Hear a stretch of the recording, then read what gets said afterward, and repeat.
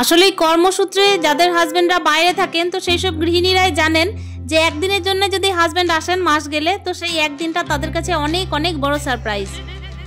তো চলো আজকের ভিডিওটা না হয় এখান থেকে স্টার্ট করছি। আশা করছি আজকের ভিডিওটাও তোমাদের প্রত্যেকের খুবই ভালো লাগবে। তো hello everyone, welcome back to my channel. নতুন আরও একটা দিনে আমি আরও একটা গল্প নিয়ে চলে এসেছি। সময়টা হচ্ছে সন্ধ্যের টাইমে। তো সকলকে শুভ সন্ধ্যা। আর দেখতেই পাচ্ছ সন্ধ্যার টাইমে একটুখানি পরিপাটি করে নিয়েছি। সকাল থেকে তো মর্নিং রুটিন প্রত্যেক দিনে শেয়ার করে থাকি, আর আজকে একেবারে ব্লগটা স্টার্ট করেছি। ওই যে ঘড়ির কাঁটায় বাজে প্রায় হচ্ছে 5:30। এই টাইমে দেখতেই পাচ্ছ নিজে একটু চুলটুল আঁচড়ে তারপরে ক্রিমটা নিয়ে একেবারে সন্ধ্যে দিতে চলে যাব।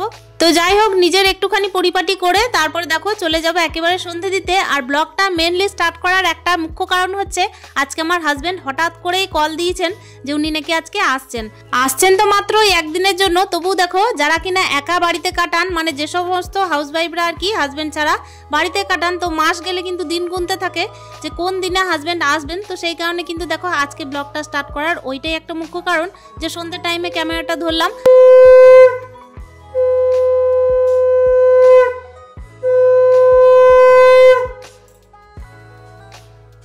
ঘরের ঠাকুরদেরকে কিন্তু আমার সন্ধ্যা আরতি দেওয়া হয়ে গেছে। এরপর আমি একেবারে চলে যাব বাইরে, তো অনেকগুলো মন্দির আছে সেইগুলোতে আমি ধূপ দিতে।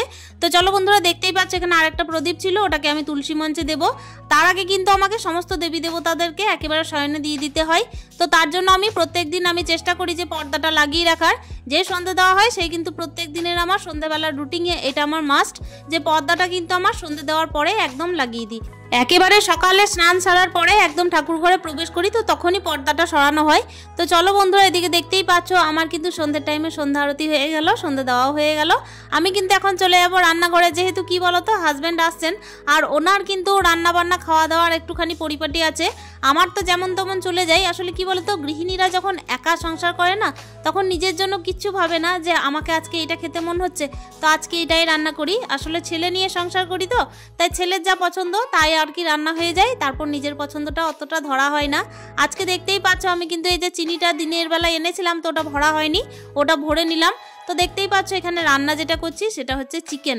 তো চিকেন করব আর তার সঙ্গে হচ্ছে রুটি করব, ছেলের জন্য ভাত।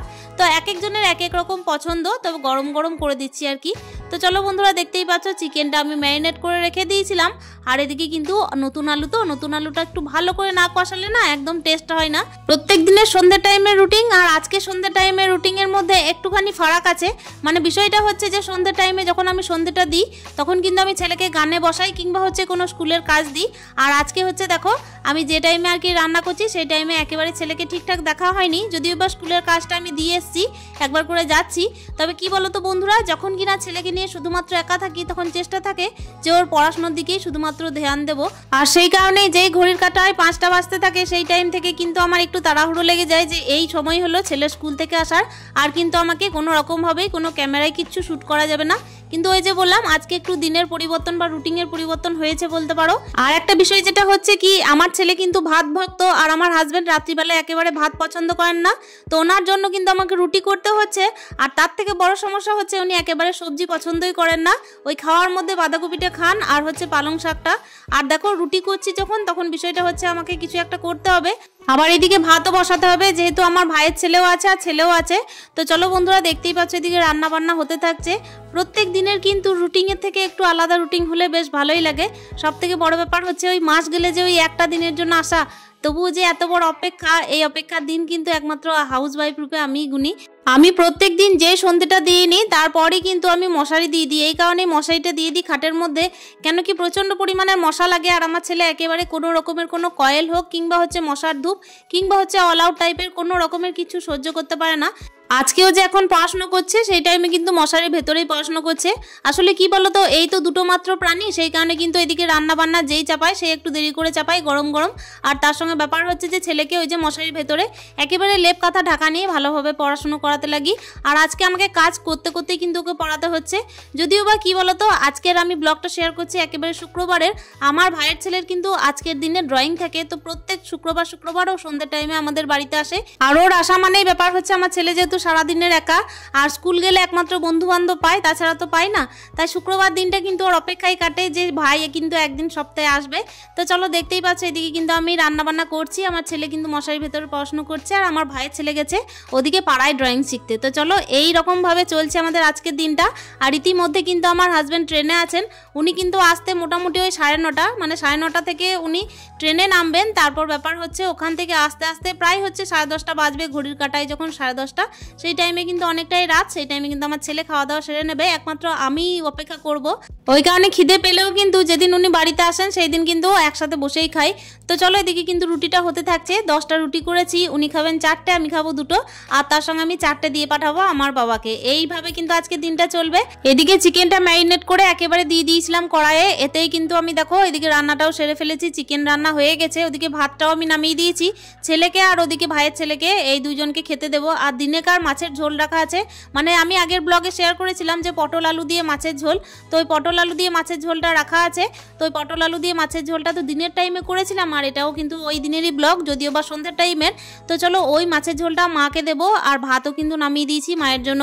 এদিকে আমার মা কিন্তু একেবারেই চিকেন খায় না, তো ওই পটল আলু দিয়ে মাছের ঝোলটা দিয়ে মাকে ভাত দেবো, আর বাচ্চা দুটোকে চিকেন দেবো। তো চলো বন্ধুরা এদিকে কিন্তু রুটিটাও আমার হয়ে গেল। এই যে লাস্ট টাইমের একেবারে 2টো রুটি ছিল, তো ওটা করে নিলেই আমার মোটামুটি হয়ে যাবে। আর এদিকে কিন্তু আমি ছেলেগুলোকে খেতে দিয়ে আমি ঘড়িটাকে বারবার দেখছি। কি বলো তো বন্ধুরা, যখন কারো আসার থাকে, বিশেষ করে হাজব্যান্ডের কথাই বলছি আর কি, আমার তো আসার দিন গুনতে বলতে গেলে হাজব্যান্ডের জন্যই গুনি। আর এখন দেখতেই পাচ্ছ এই যে আমাদের পুচকুদেরকে খেতে দিয়েছি, আর মাকেও বলেছি তুমিও খেয়ে নাও, আমার কিন্তু দেরি হবে অনেকটা। ভাইয়ের ছেলে কিন্তু খাওয়া দাওয়া সেরে একেবারে চলে যাবে ওই বাড়িতে বলতে মাদের বাড়িতে। আর এখন কিন্তু এই যে খাওয়া দাওয়া ওদেরকে দিয়ে একেবারে বাসন টাসন গুটিয়ে একেবারে রান্নাঘরটা একদম পরিষ্কার করে দেবো। আর কি বলতো, এই যে চিকেনটা আমাকে তো একবার গরম করতে হবে, সেই কারণে কিন্তু কড়াইটা এখন বের করব না। তো চলো এদিকে দেখতেই পাচ্ছ ওদের সাথে আমি বসে আছি। আর আজকে আমার ছেলেকে নিজেকে খেতে দিয়েছি, দুই ভাইকেই নিজেকে খেতে দিয়েছি এই কারণেই, কেন কি দুই ভাই একসাথে থাকলে কম্পিটিশনটা ভালো হয়, তা নাহলে তো আমাকেই প্রত্যেক দিন খাইয়ে দিতে হয়।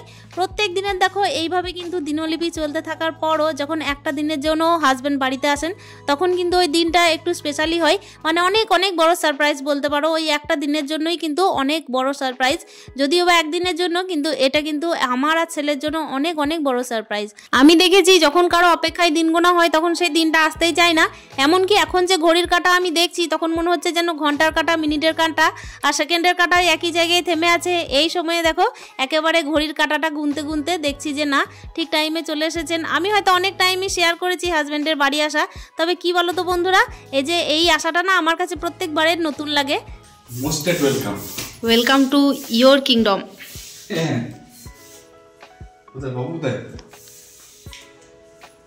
হাজবেন্ড এসেই তো ছেলের খবর নিচ্ছে, আর তারপর দেখো ছেলে একেবারে মশারির ভেতরে একদম লাফিয়ে পড়েছে।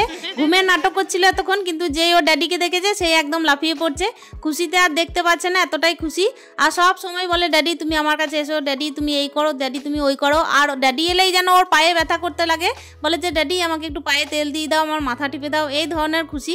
মানে কি বলতো, ছেলে তো যতই হোক না কেন ড্যাডিকে পায় না, তারপরে ব্যাপার হচ্ছে শুধুমাত্র আমাকে নিয়েই থাকে। তাহলে দেখো ওর তো মনের মধ্যে অনেক ইচ্ছা জাগে, ওরও তো ইচ্ছা হয় যে আমার সঙ্গে আমার মা বাবা দুজনেই থাকুক। ওই কারণে কিন্তু সব সময় বলতে থাকে মাস যেতে না যেতেই যে মা তুমি একবার বলো ড্যাডিকে বাড়ি আসতে। আর আমি যেই বোঝানোর চেষ্টা করি যে বাড়ি আসা সম্ভব নয়, সেই কিন্তু আমাকে আর হচ্ছে ওর ড্যাডিকে নানা রকমের বুদ্ধি দেয় যে বোঝাও যে এই রকমের শরীর খারাপ আছে, কিংবা হচ্ছে এই রকমের কাজ আছে। তো অনেক রকমভাবেই কিন্তু বলে যে অফিসারদেরকে বললেই হয়তো ছেড়ে দেবে, কিন্তু কি আর বুঝবে বলো বাচ্চা ছেলে, যে ডিপার্টমেন্ট তো এরকম নয়, তাই না? ডিপার্টমেন্ট তো কাজ বোঝে, কোনো রকমের কিন্তু পুলিশের কর্মীকে কোনোভাবেই কিন্তু হুটহাট ছাড়া হয় না। এদিকে রান্না বান্না হবার পরে মাদেরকে তরকারি দিয়ে পাঠিয়েছিলাম, আর ভাইয়ের ছেলে আর আমার ছেলে দুজনের খাওয়া হয়ে গেছে। তো তারপরে এই যে তরকারি যেটা অবশিষ্ট ছিল সেটা হচ্ছে আমার জন্য আর হাজব্যান্ডের জন্য। খাবারটা বেড়ে নিয়েছি, তো চলো দুজন মিলে খাওয়া দাওয়া করে নিই। এদিকে হাজব্যান্ডকে খেতে দিলাম। তো চলো বন্ধুরা আজকে কিন্তু ভিডিওটা এখানেই শেষ করছি। দেখা হচ্ছে অন্য দিনের অন্য আরো একটা ভিডিও নিয়ে। ভিডিও লাস্ট পর্যায়ে এসে প্রত্যেকের কাছে বিদায় নিচ্ছি। প্রত্যেকে ভালো থেকো, সুস্থ থেকো।